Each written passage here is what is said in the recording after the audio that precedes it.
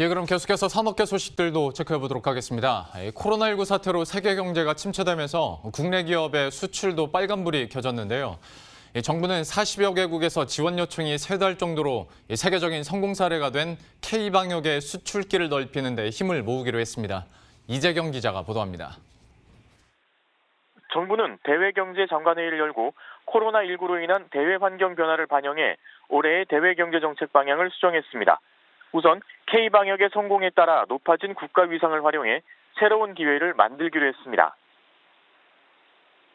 최근 40여 개 국가에서 우리 코로나 방역 경험 공유를 요청하고 있는 만큼 K-방역 모델을 경협 심화를 위한 소중한 자산으로 적극적 활용하겠습니다.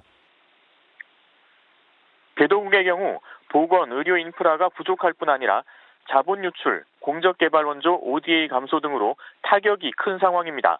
개도국의 코로나19 보건 사업에는 4억 달러 이상의 대외경제협력기금 EDCF 자금을 연내 긴급 지원하기로 했습니다.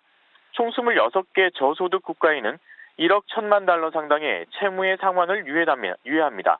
15년 이상 증액이 없었던 수출입은행 현지법인 4곳의 자본금은 약 3배 증액하기로 했습니다. 신남방, 신북방 정책은 추진 속도를 높이기로 했습니다. 정부는 앞으로 3년간 신남방, 신북방 ODA 승인 규모를 직전 3년 대비 2배 이상 증가한 약 70억 달러 수준으로 확대합니다. 인도의 경우 우리나라가 G8 국가를 제외하곤 최초로 차관 사업을 진행 중인데 1억 달러 이상의 신남방 지역 랜드마크 사업을 추진합니다. 신북방 지역의 경우 ODA 사업을 통해 경협을 확대하기로 했습니다. 러시아의 경우 한러 수교 30주년을 맞아 양측 30개씩의 공동 브랜드 단위 사업을 확정하고 한러 공동 투자 펀드를 1차로 4억 달러 규모로 연내 출범하기로 했습니다. 우즈베키스탄과는 보건의료 분야 협력에 우선순위를 두고 우즈벡 측에서 희망하는 50여 개 투자 사업을 포함한 양측 관심 사업의 협력 방안을 구체화하기로 했습니다.